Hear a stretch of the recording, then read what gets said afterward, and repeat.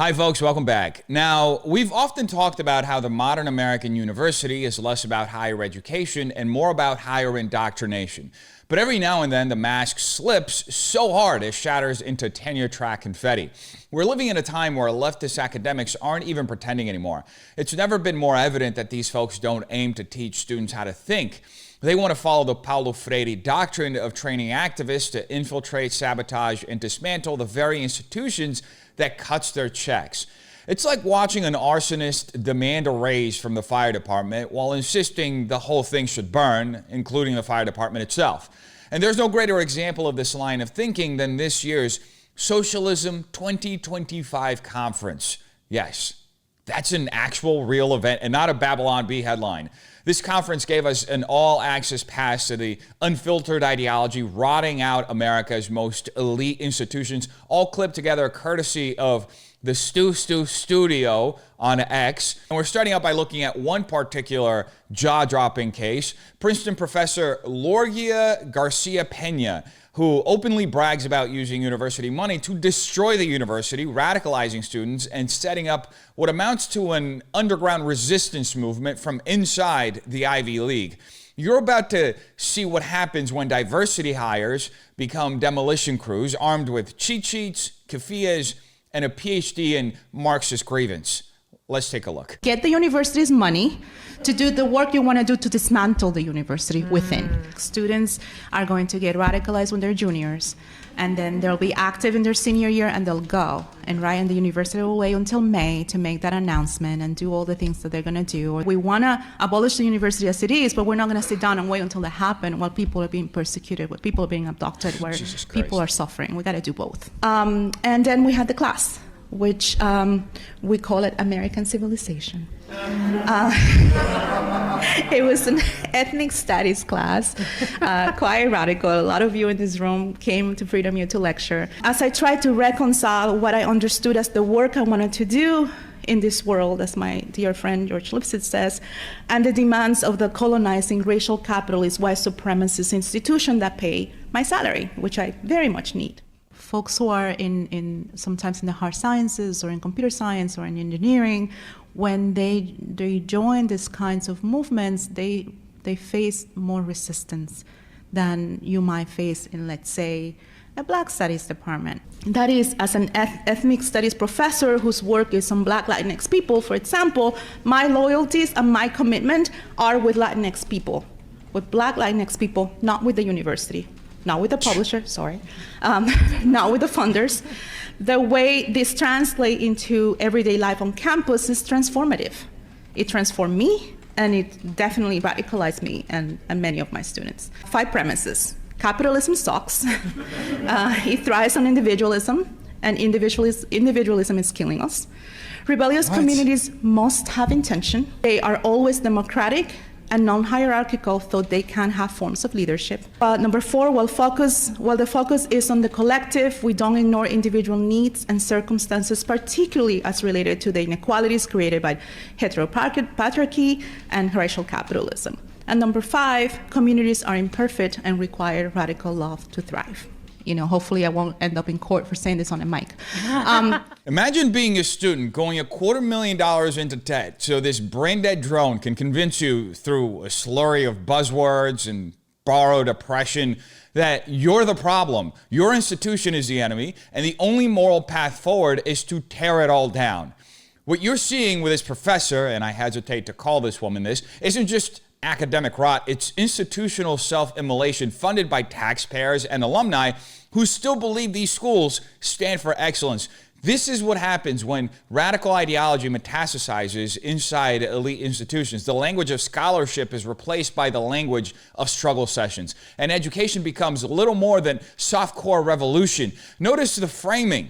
Capitalism is evil. Individualism is deadly. Universities are colonizing structures. These aren't arguments, by the way. They're moral absolutes designed to short-circuit debate and total institutional capture. The goal isn't to reform or improve.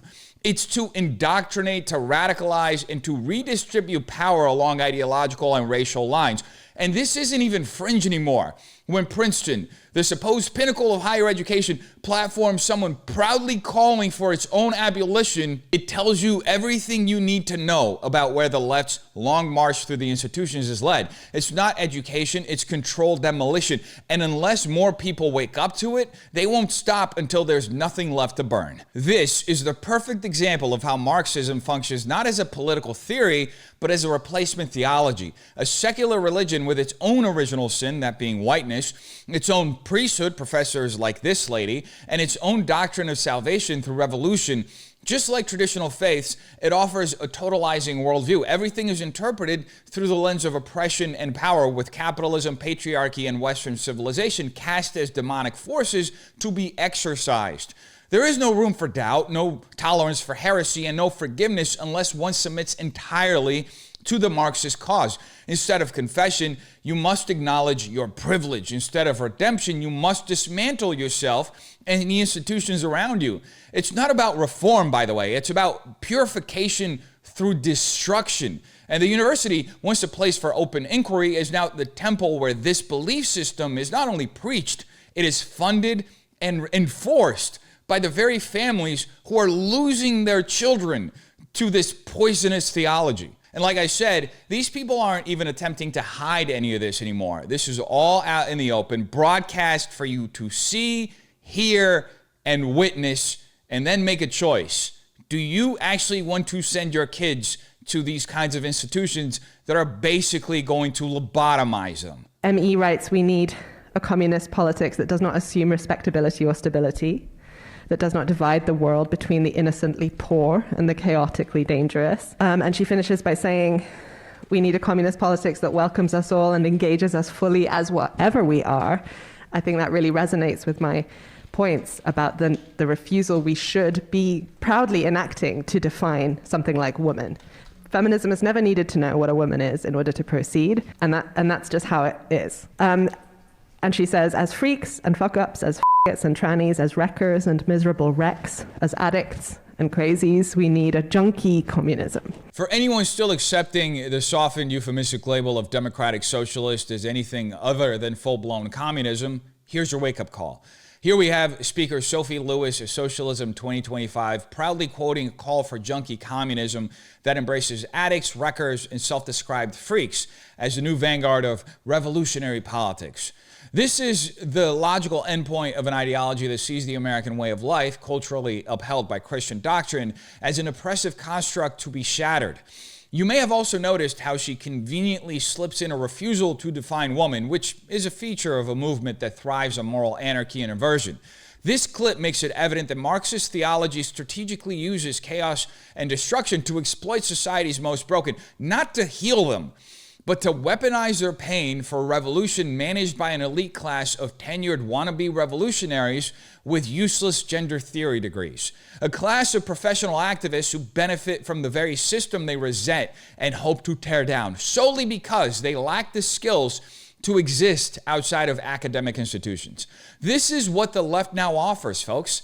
Not equality or justice, but a cult of collapse led by inept fools masquerading their disdain for a thriving, orderly society as compassion. We live in a moment that is characterized fundamentally by the defeat of that Reconstruction project. And until this Reconstruction is completed, until the neo-Confederates that we see sticking their heads out of their snake holes all over the country are decapitated, we will not have a truly different and a truly democratic country. Now, in case you missed that, folks, University of Pennsylvania lecturer Gio Maher just invoked post-Civil War Reconstruction to claim that the U.S.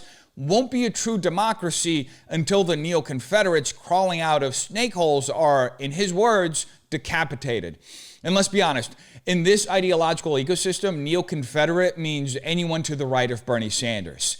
This isn't just reckless rhetoric, by the way. It's a window into the revolutionary bloodlust baked into modern leftist academia, where violent fantasies are dressed up as historical analysis and disagreement is equated with treason. It reflects a broader cultural trend, the redefinition of democracy not as a system of free speech and pluralism, but as a one-party moral order enforced by cultural institutions.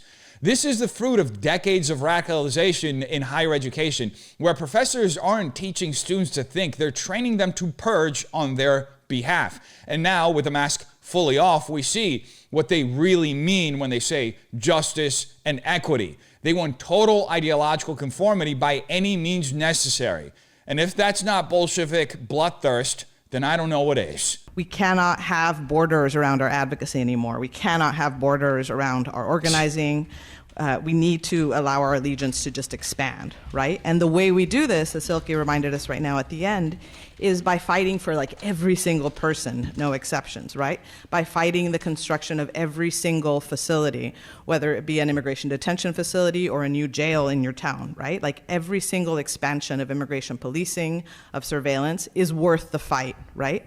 And I think ultimately it's in these actions of an allegiance beyond borders through site fights, through neighborhood defense, with no exceptions, that we do start to prefigure the solutions to the bigger structural questions that we're all here to grapple with. So I'm going to leave it at that and invite folks to come up with questions. I've said this before, and I'll say it again. We need McCarthyism back. Because what you just heard from University of Washington law professor Angelica Chazaro isn't civil discourse. It's open advocacy for dismantling of the American legal system. This is someone entrusted with training future lawyers, calling for the total rejection of law enforcement, national sovereignty, and even the idea of legal reform itself. Borders, abolish them. Jails, dismantle all of them. Surveillance of illegal activity, resist it at all costs. This is the theology of the modern left. Absolute allegiance, not to law, not to country, but to a transnational globalist identity cult where citizenship is violence and every structure of order is oppression.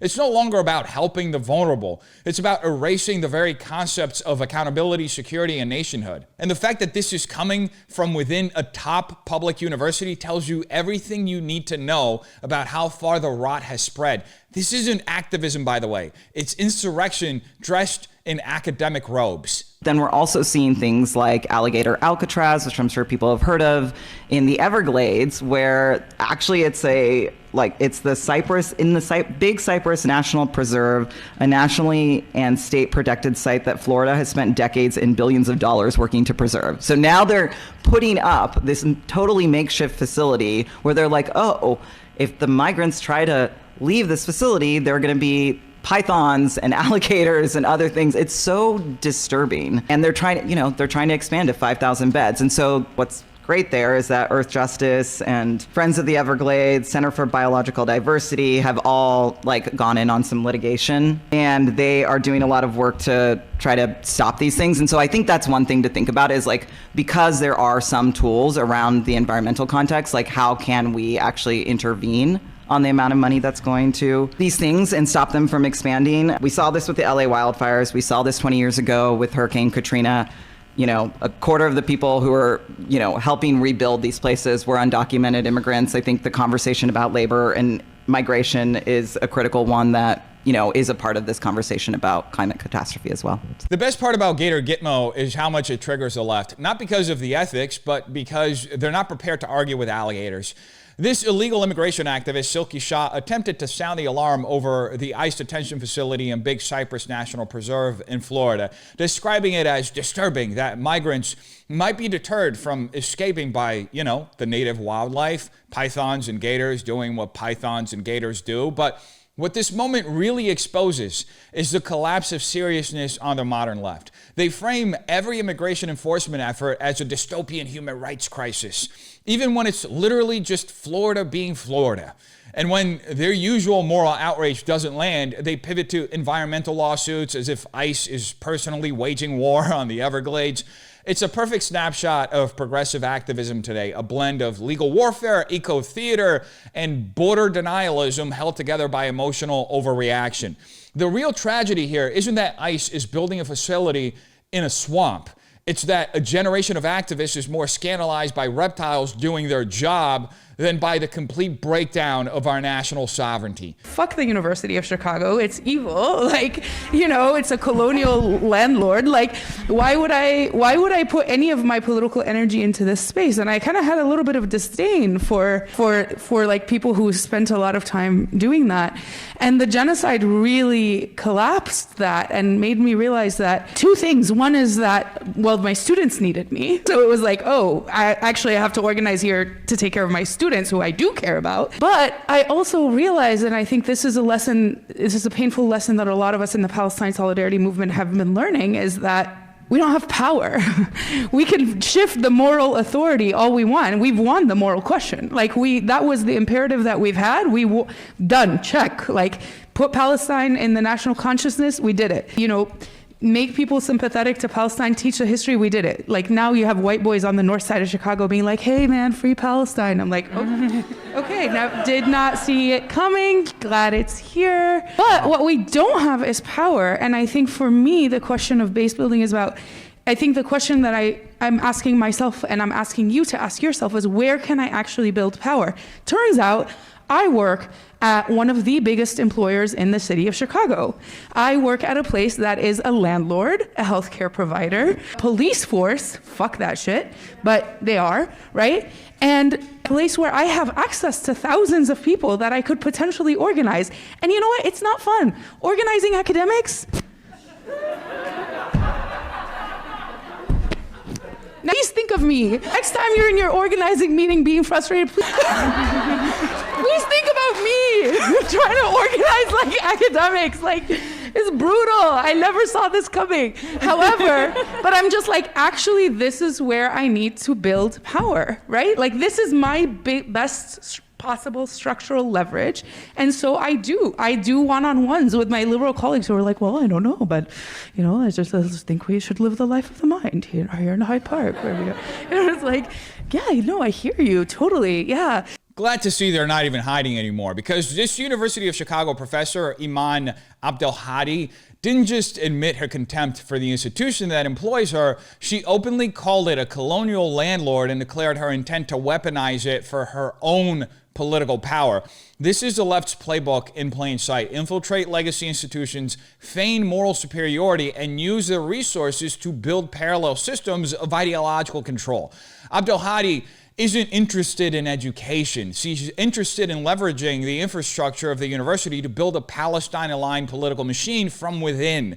And while she laughs about how miserable it is to organize academics, she's dead serious about base building, because moral victories aren't enough. This is how radicals operate when they realize they don't have the votes or public support. They burrow into institutions, exploit their reach, and bend them into tools for agitation. What we're watching isn't protest. It's a long march through the universities coming to fruition, where contempt for America's foundations isn't disqualifying. It's basically a credential at this point. What Abdelhadi is admitting to doing here is a textbook application of Paulo Freire's radical pedagogy, but with an even darker twist. See, Freire argued that education should never be neutral, that every pedagogical tool should be used to advance revolutionary consciousness and dismantle oppressive systems as defined by Marxist theory. Abdelhadi takes that framework and turns it into a delivery system for anti-American, pro-terrorist propaganda under the guise of solidarity with Palestine. She's not educating students. She's radicalizing them, using her access to institutional platforms, payroll, and the prestige of that institution to embed political agitation deep within the university. This isn't just a bastardization of Freire, it's a corruption of education itself, where the classroom becomes a cell, the syllabus a manifesto, and the students unwitting recruits in a war against the very nation funding the operation. Now, to be absolutely clear, Freire's theories aren't just misguided. They're fundamentally evil. They reject the idea of education as a pursuit of truth and instead reimagines it as a tool for class warfare and permanent revolution. Freire taught that all pedagogy is political and that educators must choose sides, not in favor of knowledge, but in favor of the oppressed as defined by Marxist ideology. That framework has metastasized across academic institutions, as we've seen, where it's gone almost entirely unchecked for decades.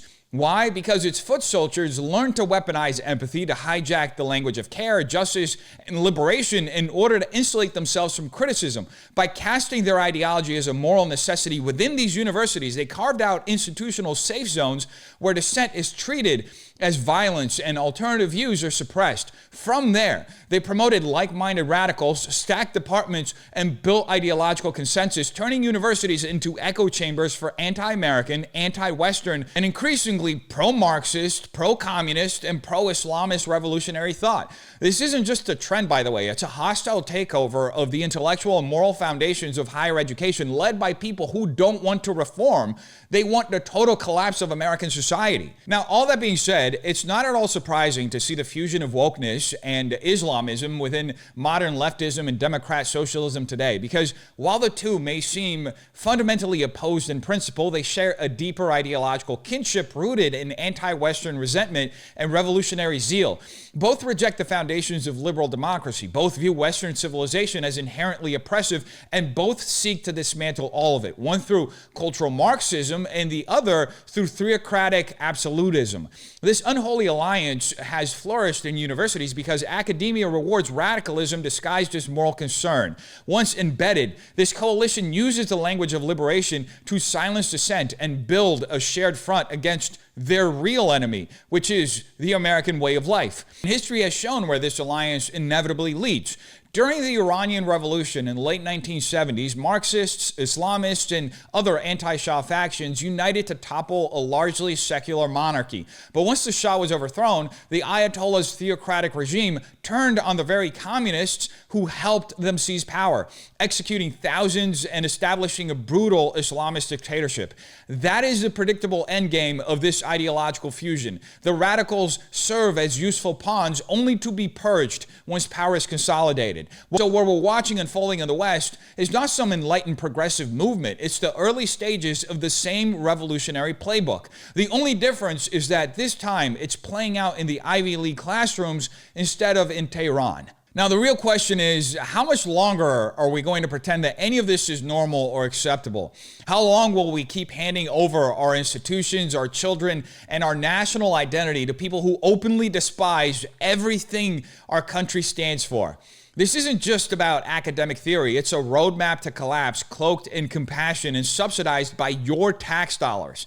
The people pushing these ideologies aren't reformers. They're revolutionaries who will burn everything down just to rule the ashes. So ask yourself, where do you draw the line? At what point does tolerance become complicity? Because if you're still waiting for a more obvious warning sign, well, guess what? You've already missed it. You tell me what you think in the comments down below. Hope you have a terrific day. Peace.